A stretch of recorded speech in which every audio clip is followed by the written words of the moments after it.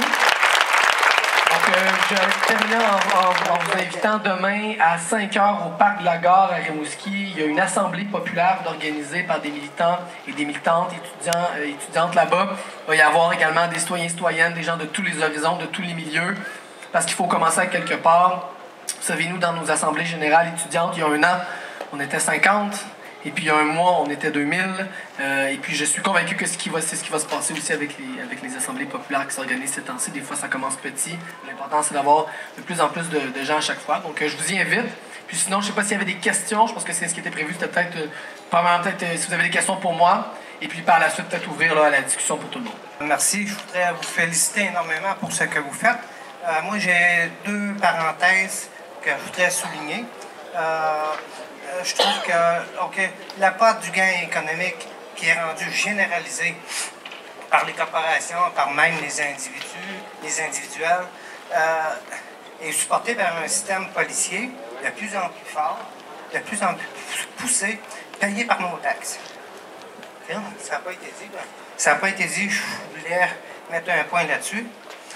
Aussi, j'ai une parenthèse sur la problématique économique. Donc, vous parlez, et pas locale, même pas canadienne, mais plutôt mondiale. Si je me trompe, dites-moi tout de suite, si je me trompe pas, ben, ça serait bon de faire signe avec, là, mais moi, je le vois comme ça. OK? C'est tout.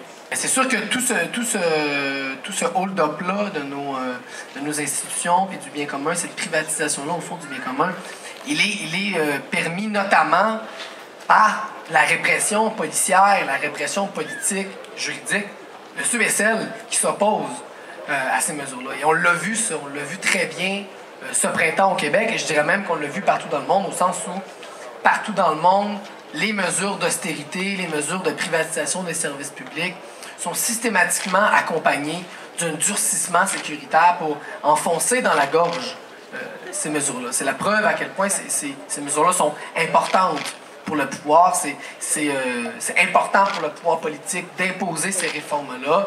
Cela dit, évidemment, nous, l'approche qu'on a toujours eue, c'est de continuer quand même, c'est de résister. Et puis, il faut quand même oublier qu'on a quand même on a quand même 2 avantages. Le premier, c'est qu'on a raison, mais c'est pas toujours suffisant. Le deuxième, c'est aussi qu'on est massivement plus nombreux et que des mobilisations de masse, ça se réprime beaucoup moins bien que des mobilisations plus petites. Le meilleur exemple, c'est la fameuse loi 78, qui a été décrite de toutes parts, qui a été adoptée, mais qui pour le moment n'a jamais été appliquée. Parce qu'il y a tout simplement trop de gens dans les rues. Si on l'appliquait, il faudrait donner un ticket de plusieurs dizaines de milliers de dollars à chacune des personnes, à chacune des centaines de milliers de personnes qui étaient là lors des dernières manifestations. C'est impossible. Alors la meilleure manière de rompre puis de déjouer cette répression-là, c'est d'être des centaines de milliers, c'est d'être tellement nombreux et nombreuses, au fond, qu'ils ne pourront pas nous réprimer. Et sur la question internationale, oui, en effet, c'est pas une dynamique qui est québécoise, c'est pas une dynamique qui est canadienne, mais en même temps, la lutte, on n'a pas le choix de la faire ici, on n'a pas le choix de la faire maintenant, dans nos collectivités, dans nos campus ou nos milieux de travail. C'est comme ça qu'on va changer les choses. Malheureusement, on peut pas... Oui, c'est un bon point de départ, et puis après ça, on espère évidemment que les autres peuples dans le monde vont faire la même chose, mais il faut toujours bien commencer ici. D'ailleurs, on le voit ça, que les luttes locales peuvent s'étendre.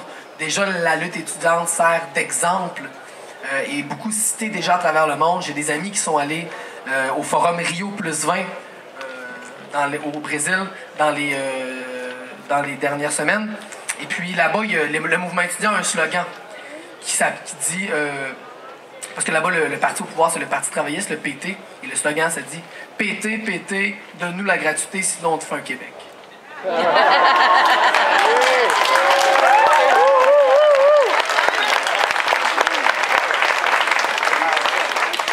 Bonjour Gabriel.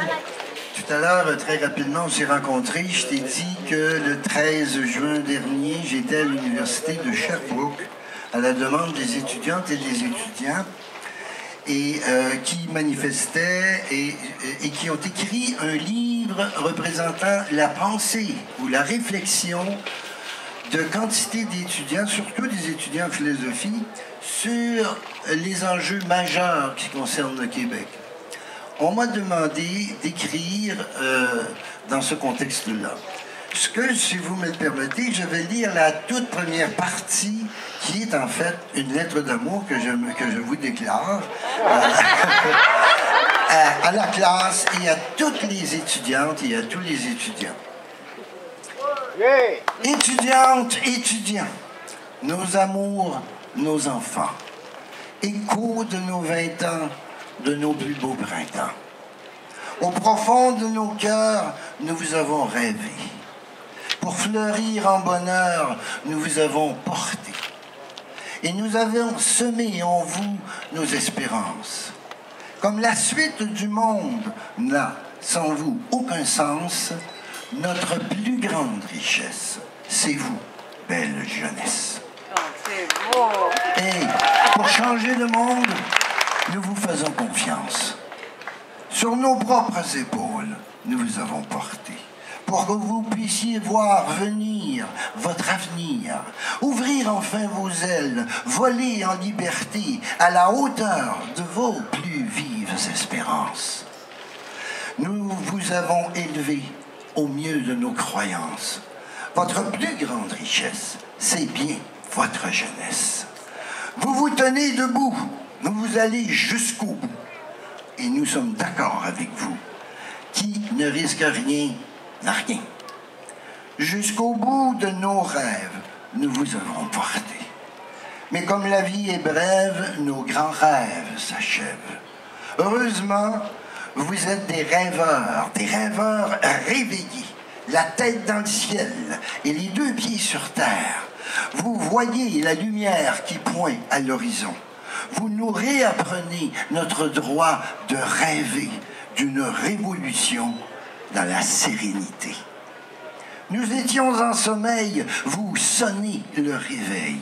Jusqu'au bout de vos rêves, vous nous emmènerez. Nous entendons nos voix et nos voix vous répondent, car chaque génération veut et doit recréer le monde. Nous marchons chaque jour avec vous, nos amours. Plus de 100 jours de grève à porter votre rêve, la gratuité scolaire pour tous sur cette terre. C'est vous qui nous portez vers la pleine liberté. Vous donnez dignité à notre humanité. C'est l'éducation, c'est de l'éducation que dépend le destin de toute nation qui veut évoluer. Quand toute une nation prend son destin en main, quand ces générations jettent entre elles des ponts pour exprimer ensemble, aux yeux du monde entier, un système de valeurs qui rend le monde meilleur, alors le plus grand rêve peut se réaliser. Grâce à tous. À notre boutonnière, un petit carré rouge, je l'ai pas, le champ de vacances. Je m'attendais pas à venir. Bon, ben oui, je m'attendais pas à venir ici, moi, là. À notre boutonnière, un petit carré rouge, et voilà tout un peuple qui parle et qui bouge. Casseroles et tambours résonnent tout autour. Nous marchons chaque jour avec vous, nos amours. Loi 78, ou les mesures de guerre, le poivre, la matraque ne pourront jamais nous faire taire, car notre point d'appui pour soulever le pays, c'est la démocratie, la solidarité. Étudiantes, étudiants, c'est à votre tour de nous éduquer. Gardez la bouche ouverte pour qu'on vous entende et merci pour la leçon.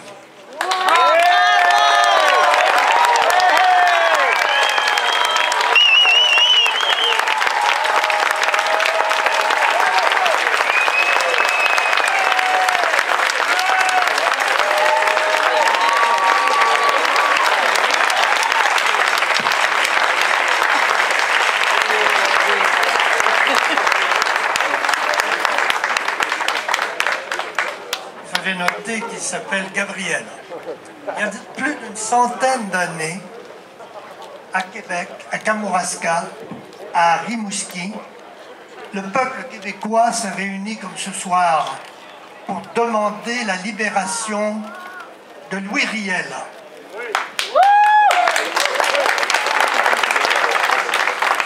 On l'a pendu, mais son bras droit est resté. Il s'appelait Gabriel. Et je me suis demandé si le parrain de notre orateur de ce soir savait que son fils devait s'appeler ainsi. Je le lui demande. Et je le remercie infiniment d'être venu voir le peuple québécois ici à Trois-Pistoles. Merci beaucoup. Ma question concerne, on a entendu parler il y a quelques semaines d'une possibilité d'une grève étudiante mondiale dans plusieurs pays, ce qui est une optique qui est quand même vraiment intéressante de se regrouper dans plusieurs pays comme ça, puis de faire pression ensemble, parce que évidemment c'est pas juste au Québec qu'on a des problèmes comme on vit. Et je me demandais, est-ce que la classe est dans l'organisation de cette grève? Est-ce que vous avez des idées éventuellement pour ce qui va se passer dans l'organisation mondiale de cette grève étudiante? On a des contacts avec les gens qui organisent, disons, ces grèves-là. Il faut comprendre que ça peut paraître simple, mais c'est extrêmement compliqué parce que les sessions universitaires, c'est différent partout à travers le monde. Ça commence pas et ça finit pas toujours au même moment. Hémisphère nord, hémisphère sud, ça peut paraître niaiseux, mais l'été n'est pas en même temps. Fait que c'est compliqué. Je te dirais que c'est arrivé souvent qu'il y avait des appels à faire ça.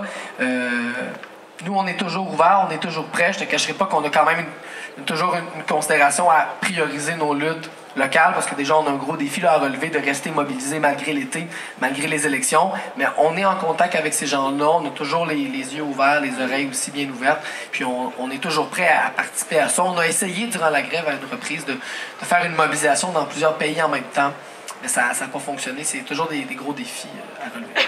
Bonjour, je suis Pierre-Olivier Parent pour le syndicat de Montréal de la CSN Construction. Puis, j'ai l'impression qu'on dit merci aux étudiants et tout ça, mais le vrai message, c'est plus comme, on a besoin de vous, là. C'est bon de dire merci, là, mais on s'organise puis on continue. Puis, je me faisais la réflexion de nous regarder ici, je nous comptais, puis pour moi, on est plus que 50. Fait que là, c'est à se demander si notre assemblée ici est légale, tu sais. Mais quand ils pensent 2 secondes, ça a-tu du bon sens? T'sais, on peut faire des jokes avec 78, là. Mais la répression, elle continue. À mesure qu'on va en gagner, puis qu'on va s'organiser, puis qu'on va être en assemblée, puis qu'on va... On leur fait peur, là. Puis ça, il faut le garder en tête. Puis comment est-ce qu'ils répondent? Ils répondent avec les bâtons, avec les matraques, avec les flics. La SQ est ici aujourd'hui. C'est normal, là, tout le temps là. Mais ce que je veux dire, c'est que ça prend... Il y a une lutte à faire, puis il faut la nommer. Puis dans cette lutte-là, il faut qu'on se tienne. Puis se tenir, c'est très concret. Il faut qu'on puisse être... un soutien commun où est-ce que les gens qui se mettent sur la ligne puissent avoir de l'appui. Il y a une chose que je voulais relater à l'Assemblée ici, c'est qu'à l'Assemblée populaire de mon quartier, dans Rosemont-Petite-Patrie, on s'est doté on est en train de travailler sur un projet de distribuer des petites pancartes, des petites affichettes comme Parents Secours, vous vous rappelez, là? Oui. C'est Parents Secours, là, tu peux rentrer là si t'arrive de quoi. Bien, on ferait la même affaire, mais si c'est contre la répression. Si tu arrives que tu es dans une situation où est-ce qu'il y a une manif et il faut que tu t'ôtes ou quoi, ben, tu peux savoir que là, tu es à l'abri. Ça, c'est des mesures concrètes pour que la solidarité permette d'avancer dans la lutte. On peut rester et se tenir les mains serrées ensemble, mais il faut qu'on avance vers eux autres si on veut gagner, parce qu'eux autres, ils n'en laisseront pas une miette. Toutes les luttes sociales, tout ce qu'on a gagné, ils nous ont jamais fait la charité. Il a fallu aller chercher de hautes luttes, puis c'est pour ça que des lois répressives comme la loi 78 rappellent la loi des mesures de guerre, puis beaucoup de gens ici se rappellent de l'impact que ça a eu sur une nation comme le Québec. Fait que ne sous-estimons pas la mauvaise foi de ces bandits en cravate de nous ôter ce qui nous revient.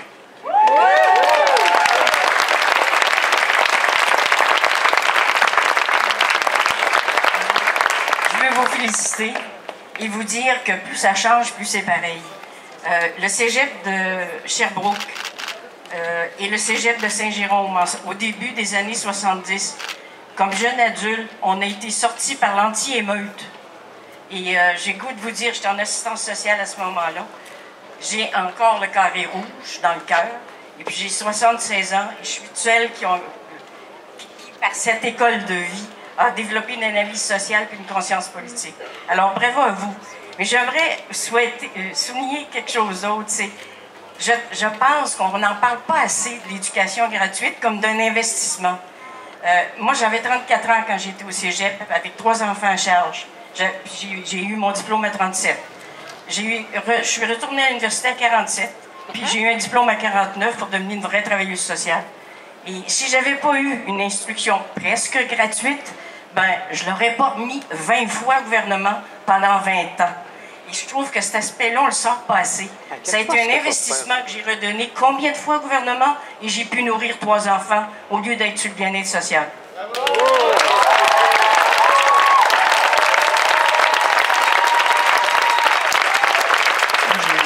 Peut-être pas assez insister sur ce projet-là de la gratuité scolaire. J'essayais d'avoir un discours un peu plus général étant donné l'événement. Mais nous, à la classe, on est la seule organisation étudiante au Québec qui met de l'avant la gratuité scolaire.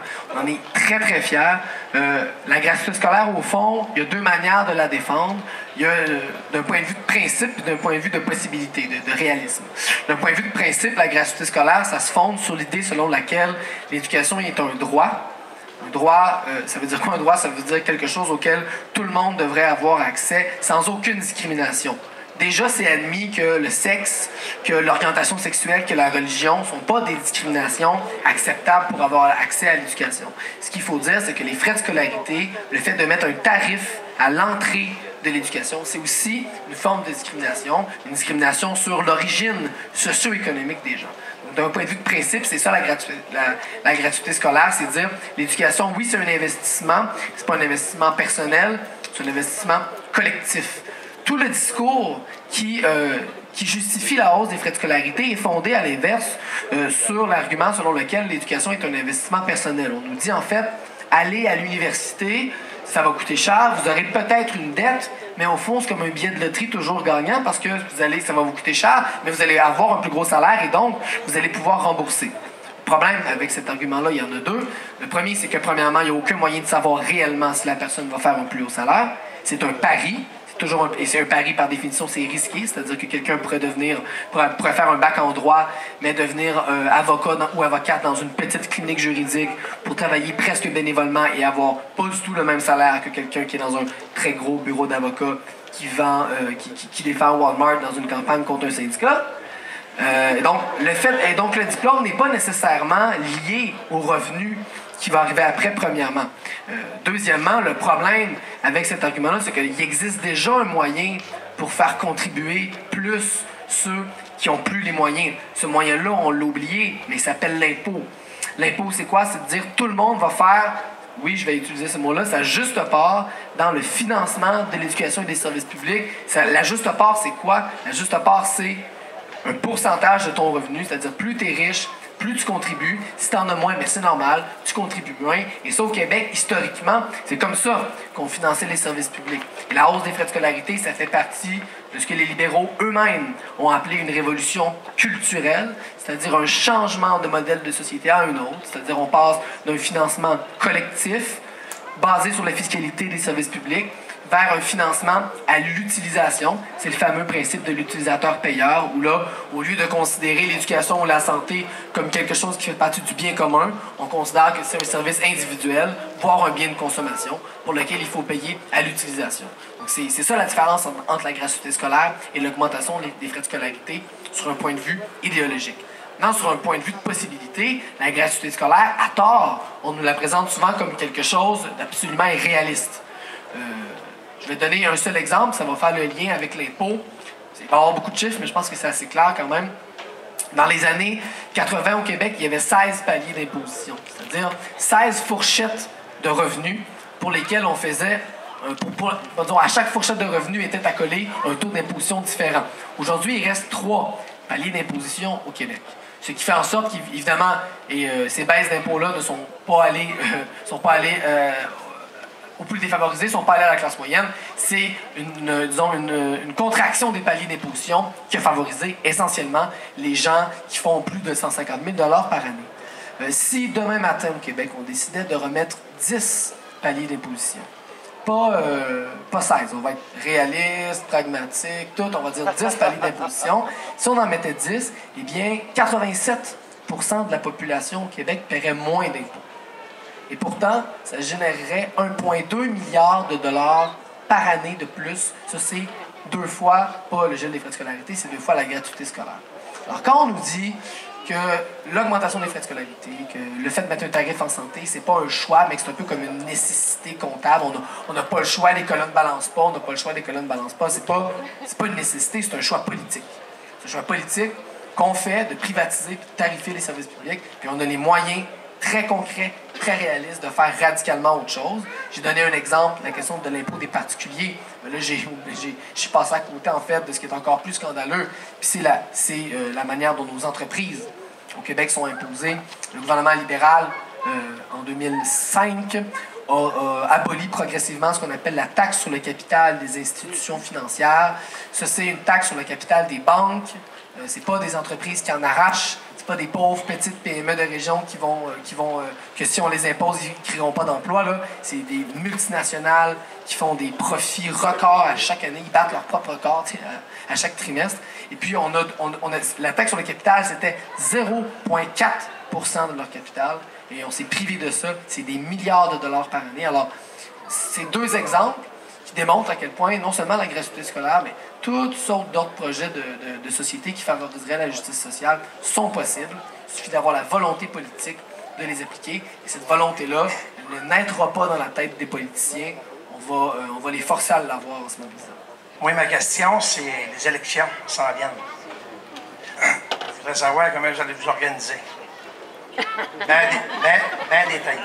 C'est sûr qu'il faut comprendre que tout ce qui se passe actuellement pour le mouvement étudiant, c'est tout à fait nouveau. Une grève aussi longue, une grève aussi populeuse, on n'a jamais vu ça. Puis même toutes les grèves étudiantes ont toujours été plus courtes puis ont toujours été plus petites.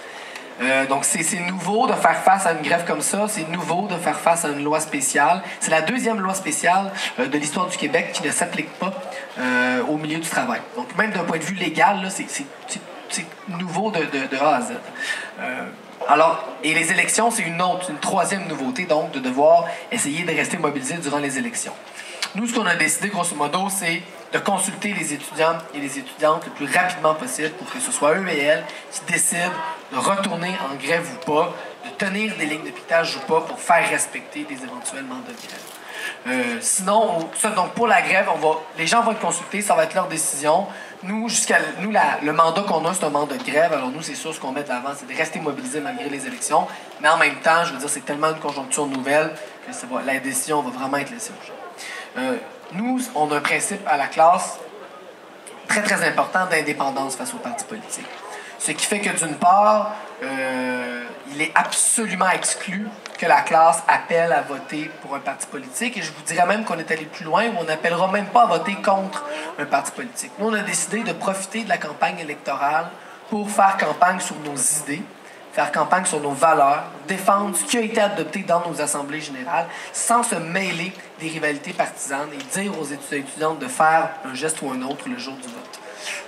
Parce qu'il faut quand même rappeler que la grève, ça a été pour beaucoup de gens un processus de politisation absolument incroyable. C'est-à-dire les grévistes d'aujourd'hui, ce sont des gens différents des grévistes d'hier. Les gens sont plus conscientisés que jamais. Et nous, on leur fait tout à fait confiance le jour du vote pour prendre la décision qui considère être la meilleure pour faire avancer le Québec. Et nous, on ne dira jamais à nos membres là,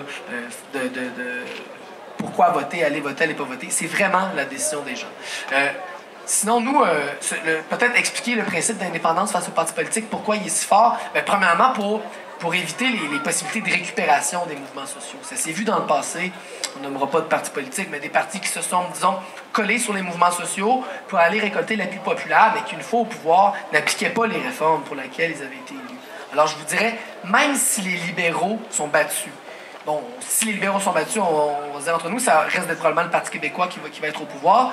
Même si le Parti québécois est au pouvoir, même si un parti pour la gratuité scolaire est au pouvoir, il va falloir rester mobilisé. Il va falloir que les mouvements sociaux continuent à mettre de la pression pour s'assurer que les promesses deviennent réalité. Moi, je dis souvent, même s'il y a un bon capitaine dans le bateau, il faut quand même qu'il y ait de l'eau pour le faire flotter. C'est-à-dire, même si le gouvernement nous est plus sympathique, s'il n'y a pas la pression populaire pour appliquer les réformes, le chantage économique des corporations et des lobbies est tellement fort qu'il pourrait abandonner les promesses qu'il nous a faites. Et ça, c'est pas de la science-fiction, ça s'est vu souvent au Québec, ça s'est vu en France, ça s'est vu en Ontario dans les années 90. Donc, pour éviter ces pièges-là, nous, on décide de rester totalement indépendants et se dire, peu importe le parti qui est au pouvoir, il va falloir rester mobilisé sur nos propres bases, sur nos campus. Gabriel, je veux tout d'abord te féliciter pour ton éloquence Puis je ressentais le besoin de souligner le fait que je pense que j'ai appris il y a quelques semaines que tu défendais maintenant par rapport à la hausse des frais de scolarité, puis le plan Nord, la cause des Premières Nations. Je suis totalement fière et heureuse parce que souvent, quand il y a des gens qui parlent et qui se mettent à défendre des causes comme on oublie souvent justement mon peuple. Et je vais te remercier, puis je suis contente. Puis moi, je rêve tellement que quand on va se regarder, les Premières Nations et les Québécois, les Canadiens, on puisse le faire sans rien de mal en arrière du regard. Merci.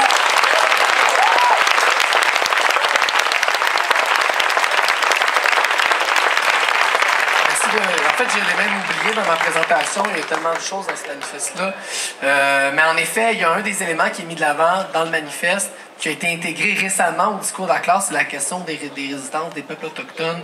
La semaine passée, je suis allé faire un tour dans une manifestation à Montréal en soutien aux nations algonquines qui résistent au lac Barrière. Là-bas, il y a un projet d'exploitation sauvage. On est en train de dévisager des territoires qui sont habités depuis des millénaires par ces peuples-là pour faire du cash avec des arbres. On est allé les appuyer, la classe les appuie, on était à leur manifestation. C'est présent aussi dans notre manifeste. Et ça, souvent, c'est quelque chose qu'on oublie comme Québécois, comme Québécoises, disons, blancs, d'immigration française ou autre. C'est que quand on parle de se réapproprier les ressources naturelles, c'est bien, il faut le faire, mais il faut le faire en respect puis en travail conjoint avec les Premières Nations, parce qu'avant, c'est nos ressources, mais avant d'être les nôtres, c'était déjà un petit peu les leurs avant. T'sais. Ça, c'est important de s'en rappeler. C'est dans le manifeste, je ne l'ai pas mentionné, mais il faut le ressouligner. Et il faut surtout souligner, je crois, et on l'oublie souvent, le fait que dans les dernières années, il y a beaucoup de projets qui ont été bloqués par les peuples autochtones dans les régions, surtout là dans le nord du Québec. Il y a eu des résistances, disons plus au sud, mais il y a eu aussi beaucoup de résistances dans le nord. Et souvent, ce sont des résistances extrêmement héroïques où les gens ont à le faire dans des conditions difficiles. Mais ils le font pour des très bonnes raisons qui sont exactement les mêmes que les nôtres. Là, les gens au lac Barrière ont d'ailleurs une immense carré rouge accroché sur les arbres pour empêcher les machines de découper. Donc, il ne faut pas oublier qu'en tant que Québécois et Québécoises, on habite quand même sur des terres qui appartenaient à d'autres personnes avant d'être les nôtres. Il va falloir se les réapproprier avec ces peuples-là. C'est important de ne pas l'oublier. Un autre enjeu qu'on oublie souvent, c'est la question non seulement des Autochtones, mais des femmes autochtones qui sont comme parmi les plus défavorisées, les plus défavorisées, les plus défavorisées. C'est souvent les grandes oubliées. Pourtant, elles sont dans plusieurs nations autochtones les porteuses d'une sagesse et d'enseignement. Je crois qu'il faut écouter souvent des discours qui sont beaucoup plus respectueux de la nature que ceux qu'on entend généralement de la part de nos politiciennes professionnelles. Alors, c'était, je pense, important de mentionner ça aussi. Moi, ça me donne bien d'espoir. Pour moi, l'espoir, c'est la jeunesse. Je voulais juste souligner quelque chose par rapport à la corruption. Là. Une des grosses corruptions que moi, ça m'abasourdit, c'est qu'avant 1975, le gouvernement fédéral, quand il y avait un déficit, il empruntait à la Banque du Canada. Alors là, il payait des intérêts à la Banque du Canada, puis à la fin de l'année, bien, la Banque du Canada donnait une ristourne. Or, les intérêts étaient quasiment nuls. Mais en 1975, Trudeau a décidé que, à cette heure, les emprunts du gouvernement fédéral se font aux banques privées. Et puis, mais c'est pas juste au Canada, c'est partout dans le monde. C'est mondial, cette affaire-là. Les banquiers, ils prennent tout ce qu'ils peuvent. Puis, tu sais, quand vous allez à la banque emprunter de l'argent, là, ils l'ont pas, la calice d'argent. Et ils l'ont pas, puis ils vous chargent des intérêts là-dessus. Alors, on se fait fourrer, et pas à peu près. Alors, anyway, la vie continue. Et puis, j'espère que tout va aller pour le mieux. Merci. Moi, c'est concernant les dispositions de la loi 78, parce que tu parles en fait d'aller consulter les étudiants pour savoir s'ils continuent ou non la grève dans les différents cégeps et universités, ce qui serait totalement une bonne chose en fait. Puis, dans les dispositions de la loi 78 prévoit plusieurs milliers de dollars d'amende aux associations étudiantes ou aussi aux organisations étudiantes comme la classe. Puis je me demandais, est-ce que la classe est prête à assumer les risques d'un éventuel retour en grève des différents cégeps et universités? Il y a deux choses. Premièrement, il faut rappeler que cette loi-là, on la conteste devant les tribunaux et que quand on regarde les avis qui ont été publiés par une série d'instances indépendantes, on a des bonnes chances de gagner. Il y a eu Amnesty International, le Barreau du Québec, le Haut Commissariat des droits de l'homme de l'ONU et la Commission des droits de la personne du Québec qui ont dit unanimement la loi est anticonstitutionnelle, notamment sur la question de l'interdiction de manifester devant les cégeps et universités et la question des amendes. Alors déjà, la première réponse à faire, c'est qu'il y a déjà des bonnes chances que cette loi-là, de toute façon, soit invalidée. Et si elle est invalidée, évidemment que les amendes données vont être retirées puisque la loi sera invalide. Bon, ça c'est la première réponse. Deuxième réponse, lorsque la loi 78 a été adoptée, ça a été une très grosse réflexion à la classe dans nos assemblées générales, dans notre congrès, parce que c'est sûr que c'est littéralement un couteau qu'on fait pendre au-dessus de la tête des associations étudiantes. Si cette loi-là est appliquée à la lettre, elle pourrait tuer littéralement toutes les associations étudiantes du Québec. C'est notamment un de nos arguments devant la Cour. La décision qu'on a prise, et puis ça a été un très long congrès, très houleux, très même émotif, la décision qui a été prise, la réflexion qu'on s'est faite, c'est qu'une organisation étudiante comme la classe, ça peut mourir et on peut en refaire une autre. La classe peut faire faillite, puis on peut faire classe 2.0 un an et demi plus tard. C'est pas la fin du monde. Mais un mouvement social, par exemple, si ça meurt, ça peut être drôlement plus difficile à ressusciter.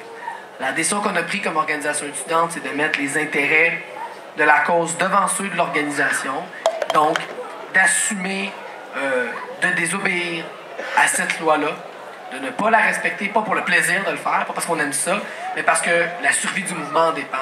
Les différents membres des exécutifs au niveau national ou au niveau local ont pris la décision de rester en poste et de vivre avec les conséquences de ces amendes-là.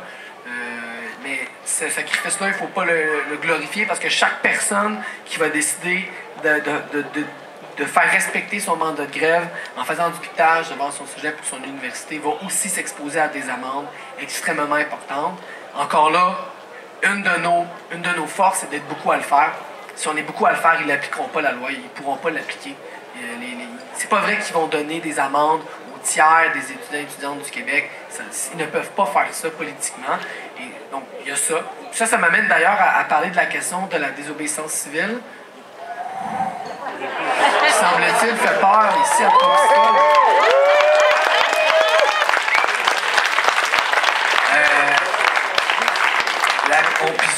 J'en ai pas parlé dans ma présentation, mais vu que vous avez l'air encore intéressé, la désobéissance civile, je voulais pas en parler. La désobéissance civile, ce n'est pas le terrorisme. La violence civile, ce n'est pas faire mal à des gens ou briser des choses. La désobéissance civile, ce n'est pas non plus désobéir à toutes les lois, tout le temps, pour n'importe quelle raison. La désobéissance civile, c'est un choix qu'on peut faire collectivement quand il arrive une situation bien précise, dans une conjoncture politique bien précise, et qu'il y a une loi bien précise à laquelle on considère qu'obéir serait trahir nos principes fondamentaux, nos valeurs fondamentales. En fait, ce qui est absolument incroyable, c'est qu'en désobéissant à la loi 78, on fait honneur à ce que notre système politique devrait en théorie défendre, c'est-à-dire les libertés individuelles. On est beaucoup plus docile, on est beaucoup plus fidèle à l'esprit même de notre système parlementaire si on désobéit à la loi 78, parce que cette loi-là, et c'est la preuve que c'est un geste de panique totale des libéraux, contredit les valeurs mêmes dont se réclame le Parti libéral du Québec, c'est-à-dire les libertés individuelles. Et donc, nous, on a fait le choix de désobéir à cette loi-là. Désobéir à une loi, ça porte un nom. C'est la désobéissance civile. C'est pas un mot qui est poison. C'est pas un mot qui est mal. C'est une stratégie qu'on peut adopter ensemble dans certains contextes. Et on a été, je dirais, émus presque aux larmes à voir que le 22 mai, 4 jours après l'adoption de la loi 78, on n'était pas 14 flyzo à être contre la loi 78, on était 250 000. Il n'y avait même pas eu autant de monde dans une manif depuis le début de la grève. Je pense que ça a montré que cette loi-là, elle ne passe pas dans la population et que même si, en théorie, le pouvoir de faire les lois, c'est eux qui l'ont, mais on peut quand même toujours choisir d'y obéir. En Islande, il y a eu une révolution, puis c'est pas publicisé. On n'entend pas dans les médias, mais sur Google, sur YouTube, qui existe, des capsules qui sont accessibles à tout le monde. Puis, il faut faire révolution islandaise. Ça donne un mode d'emploi. Mais moi, ce que je voulais surtout savoir, c'est est-ce que tu sens un contre-discours quand tu te présentes? Ou c'est toujours des gens qui sont déjà acquis d'avance, où il n'y a absolument aucune... C'est ça? Non, il y a beaucoup d'opposition. Le conflit étudiant s'est beaucoup polarisé de par sa durée, de par l'ampleur qu'il a pris aussi. Les discours les positions sont très campées. Moi, j'ai la conviction que c'est quelque chose de positif pour une société, d'avoir des débats comme ça, de sortir des fois un peu du confort, d'accepter qu'il y a des choses qui nous rassemblent, mais il y a aussi des choses qui nous séparent, qui nous diffèrent. C'est important d'avoir ces débats-là. Ça faisait un peu longtemps au Québec qu'on était un peu dans une culture de consensus puis de compromis toujours un peu tiède. Tout le monde n'était jamais vraiment mécontent, mais personne n'était jamais vraiment content non plus. Et là, on arrive dans une période où il y a de l'ébullition politique, où les opinions s'entrechoquent. Je pense que c'est bien. Et il reste encore beaucoup de travail à faire. Nos idées, plus que jamais, je crois, sont entendues, mais il y a encore beaucoup de travail à faire pour que devienne réalité. On n'aime pas ça parler d'élections, on n'aime pas ça parler de sondages, mais il y a quand même les libéraux qui ont des chances de reprendre le pouvoir. C'est quelque chose qui est dangereux pour le Québec. Et il faut penser à ça. Il y a eu on a assisté dans les dernières années au Québec à un authentique phénomène de réaction politique. Le terme réactionnaire, c'est une réaction. Hein. C'est que la lutte a été tellement forte qu'il y a des élites qui ont eu très peur, je crois. Très peur de perdre leurs privilèges et très peur de voir qu'il y avait un nombre incalculable de citoyens et citoyennes qui sortaient dans la rue. Et c'est après ça qu'on a vu vraiment un tir groupé de l'élite économique et politique sur les organisations étudiantes, sur les porte-paroles étudiants, sur tous les gens qui avaient des casseroles, sur ceux qui avaient des carrés rouges, pour essayer de démoniser et de marginaliser le plus possible ces gens-là, parce que c'était une mobilisation qui commençait à sérieusement ébranler les fondements du système actuel. Alors, non, il n'y a pas que des gens conquis. En fait, pour le moment, je crois qu'on ne peut pas dire qu'on a la majorité. Je crois qu'on ne peut pas dire combien exactement on est non plus. Mais on a encore beaucoup de travail. Et je veux dire, si on parcourt en 2 ans le chemin qu'on a parcouru dans les 6 derniers mois, on va arriver à quelque chose de bien, j'en suis convaincu. Merci d'être venu jusqu'ici, malgré ta démonisation totale et complète dans nos médias. Ça fait plaisir de te voir. En fait, un des gros obstacles qu'on a eu dans ce mouvement étudiant-là, c'est les médias. On le savait déjà qu'il était très contrôlé, mais je pense qu'on l'a eu, on l'a vu en pleine face. On le voit tous les jours, puis je pense que ça nous affecte. En tout cas, moi, ça m'affecte, mais je pense que ça nous affecte tous, le moral, tous les jours, parce qu'on a de la misère à avoir une image du Québec, une image de la population, une image de qui nous sommes, parce qu'elle est totalement...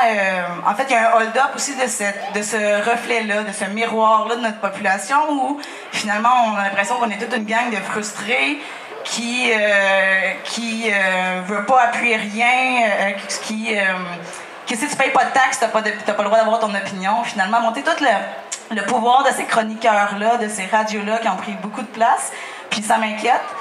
Puis, une des façons qu'on a concrètes, en fait, de sortir de ça, ça peut être d'arrêter de les lire. On a tous un esprit critique, mais je pense qu'il nous affecte quand même quand on les lit. C'est important de les lire, ça nous donne un certain pouls, mais ce pouls-là, moi j'ai l'impression de ne plus l'avoir. Je ne sais pas si tu l'as en faisant les assemblées, c'est pour ça que c'est important d'en avoir aussi. Mais j'ai l'impression de ne plus avoir le pouls du Québec. Je sais plus qu'est-ce qu'on pense, vers quoi on s'en va, avec qu'est-ce que je lis à tous les jours dans les journaux. Face à ça, il y a des médias qui se créent. Les assemblées populaires pourraient en créer d'autres. La classe Lacé a créé Ultimatum, qu'on peut aller lire sur Internet. Dans le Bas-Saint-Laurent, on a le Mouton Noir, entre autres. J'aimerais savoir, en fait... Je doute que beaucoup de gens ici soient abonnés parce que le Mouton Noir, il est gratuit. Et oui, c'est merveilleux qu'il soit gratuit, mais un geste concret que vous pouvez faire ce soir ou dès demain, parce que le Mouton Noir, c'est précaire, j'y travaille pas, je fais pas de la pub. Mais si on veut avoir un pouls de notre population, ça va une place pour écrire. D'ailleurs, c'est ouvert à toutes les collaborations du public. C'est de plus en plus actif sur Internet. vous pouvez vous abonner demain. C'est un geste vraiment concret pour appuyer la liberté de presse puis la presse indépendante. Il y a un autre journal de monsieur devant moi qui s'appelle le journal Ensemble, qui est aussi né dans notre région, que vous pouvez aussi consulter sur Internet gratuitement, sur lequel aussi vous pouvez vous abonner pour un montant vraiment minime. C'est une façon de... On peut chialer contre nos médias, mais si on n'appuie pas les médias indépendants, Le Devoir aussi, qui a fait une couverture de presse beaucoup plus intéressante quand même du mouvement étudiant. D'ailleurs, il y a eu une étude sur la couverture de presse du mouvement étudiant. C'est incroyable, les disparités entre la presse, le Journal de Montréal et Le Devoir. Et si je ne me trompe pas dans les chiffres, c'est à 70% dans le Journal de Montréal. La couverture a été négative et axée sur la violence. Ça nous affecte, même si on sait que c'est un journal poubelle, ça nous affecte parce que ça forme l'imaginaire qu'on a de nous-mêmes. Il faut lire d'autres choses, puis pour lire d'autres choses, il faut appuyer nos médias indépendants. Donc, je vous invite à les appuyer dès demain concrètement.